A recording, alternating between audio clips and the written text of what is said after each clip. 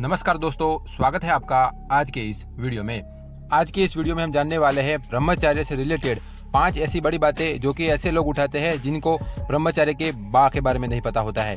तो आइए शुरुआत करते हैं नंबर 1 से। नंबर 1 पर ऐसे लोग आते हैं जो ये तर्क देते हैं कि अगर ब्रह्मचर्य पालन करेंगे तो वो नपुंसक बन जाएंगे। तो भाई बहुत बढ़िया तर्क दिया है आपने।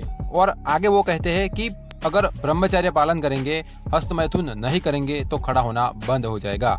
और असली लाइफ में होता इसका उल्टा है, यानी कि जो ब्रह्मचर्य का पालन करते हैं वो जिंदगी भर सही साथ बने रहते हैं, लेकिन जो लोग ब्रह्मचर्य का पालन नहीं करते हैं और उसकी पूरी गारंटी है कि जो लोग हस्तमैथुन करते हैं सबसे पहले उनका ही खड़ा होना बंद हो जाएगा। क्योंकि जब शरीर में ईंधन ही नहीं है तो गाड़ी आगे कैसे बढ़ेगी। और आप जरा बुद्धि लगाओ कि पेड़ बिना बीज के ही ऐसे उग जाता है या फिर बीज हो तभी पेड़ उगता है। सीधी सी बात है कि बीज है तभी पेड़ उगेगा, यानी कि पहले उस जमीन में बीज पड़ा होगा, उसी बीज के कारण एक विशाल पेड़ उग गया है। तो जब आपके शरीर में बीज ही नहीं है, बीज आपने पहले से ही बर्बाद कर दिए है, तो आप कैसे उम्मीद कर सकते हैं कि आपकी औलाद भी पैदा होगी। इसलिए इस बात को बिल्कुल भी नहीं माना जा सकता कि ब्रह्मचर्य का पालन करने से नपुंसकता आती है। उल्टा ब्रह्मचर्य का पालन करने से नपुंसक व्यक्ति भी पुरुष बन जाता है। आगे बढ़ते हैं दूसरी गलतफहमी पर, जो है कि ब्रह्मचर्य का पालन करते हैं तो शादी नहीं कर सकते। इसके बहुत सारे एग्जाम्पल हमारे इतिहास में मौजूद है। इसका सबसे बेस्ट एग्जाम्पल है श्री कृष्ण। अभी की बात कर ले तो स्वामी रामकृष्ण परमहंस, जो कि स्वामी विवेकानंद के गुरु थे। और इसी में ही लोग दूसरा तर्क जोड़ते हैं कि अगर शादी नहीं करेंगे, ब्रह्मचर्य का पालन करेंगे तो बच्चे पैदा कैसे करेंगे। हमारे शास्त्रों में ऐसा कहा गया है कि अगर व्यक्ति सिर्फ संतान उत्पत्ति के लिए विवाह करता है, संभोग करता है, संसर्ग करता है, तो उस व्यक्ति को भी हम ब्रह्मचारी कह सकते हैं। एक होते हैं अखंड ब्रह्मचारी, जो जन्म से लेकर मृत्यु तक बिना विवाह किए ही ब्रह्मचर्य का पालन करते हैं। और एक ऐसे व्यक्ति होते हैं जो सिर्फ संतान उत्पत्ति के लिए ही संसर्ग करते हैं या फिर विवाह करते हैं। तो ऐसे ब्रह्मचारी गृहस्थ ब्रह्मचारी कहलाते हैं। उम्मीद करता हूँ कि दूसरी गलतफहमी भी आपकी दूर हो गई होंगी। आगे बढ़ते हैं तीसरी गलतफहमी पर, जो है कि सिर्फ वीर्य रक्षा करना ही ब्रह्मचर्य का पालन होता है। वैसे एक तरीके से हम इसे एक ब्रह्मचारी कह सकते हैं।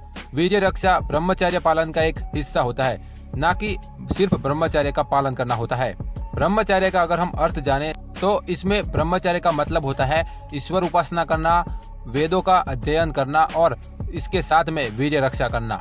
कई व्यक्ति ब्रह्मचर्य को नो फैप के साथ जोड़कर देखते हैं, जो कि ठीक है, चल जाता है। मोटे मोटे रूप में हम वीर्य रक्षा को ही ब्रह्मचर्य का पालन करना कह देते हैं।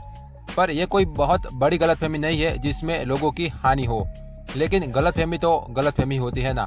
तो इसमें भी उम्मीद करता हूँ कि आपकी तीसरी गलतफहमी भी दूर हो गई होगी। आगे बढ़ते हैं चौथी गलतफहमी पर, जिसमें लोग बोलते हैं कि अगर हम हस्तमैथुन करना छोड़ देंगे, बंद कर देंगे, तो कुछ दिन बाद नाइटफॉल तो हो ही जाना है ना। और ये बात मैंने बहुत लोगों से सुनी है।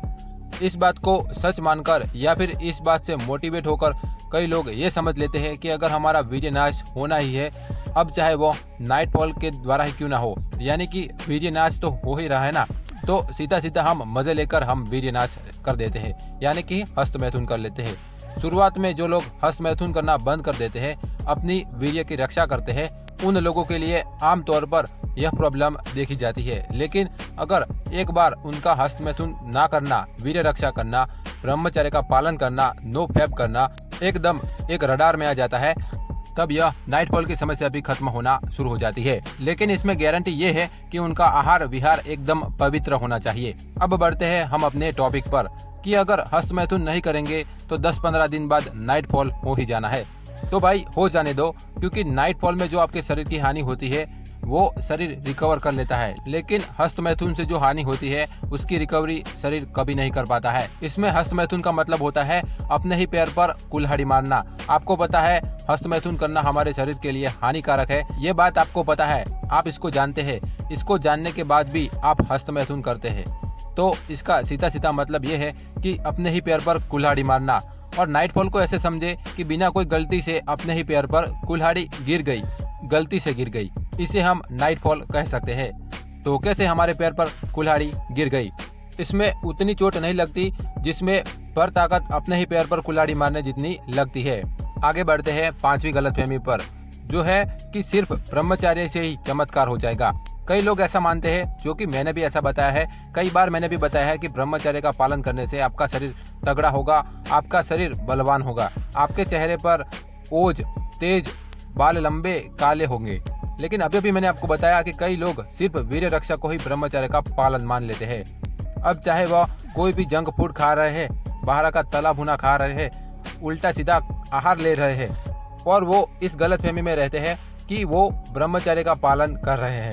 ये उठपटांग खाना खाने के बाद वो ब्रह्मचर्य का पालन कर रहे हैं, लेकिन अगर वास्तव में इसका अर्थ जाने तो मैंने ब्रह्मचर्य का पालन मोल लिया है, तो उसमें वीर्य रक्षा तो आनी ही आनी है, और उसमें आपका आहार भी आ जाना है। यानी कि अगर आप सात्विक आहार का सेवन कर रहे हैं और उसके साथ ही आप ब्रह्मचर्य का पालन कर रहे हैं, तो ही आपके चेहरे पर ओज आएगी, चमक आएगी, आपके बाल लंबे और काले होंगे और आपका शरीर बलवान होगा। मैंने ब्रह्मचर्य मोल लिया तो उसमें आपकी निद्रा, व्यायाम करना भी आ जाएगा, यानी कि मात्रा अनुसार सोना, मात्रा अनुसार व्यायाम करना और सात्विक आहार का सेवन करना, इसके साथ ब्रह्मचर्य का पालन करना। इन सब नियम का पालन करने के बाद ही आपके शरीर में चमत्कारिक बदलाव आएंगे। तो दोस्तों, उम्मीद करता हूँ कि मैंने जो 5 गलतफहमियां इस वीडियो में बताई है वो आपको समझ में आई होंगी।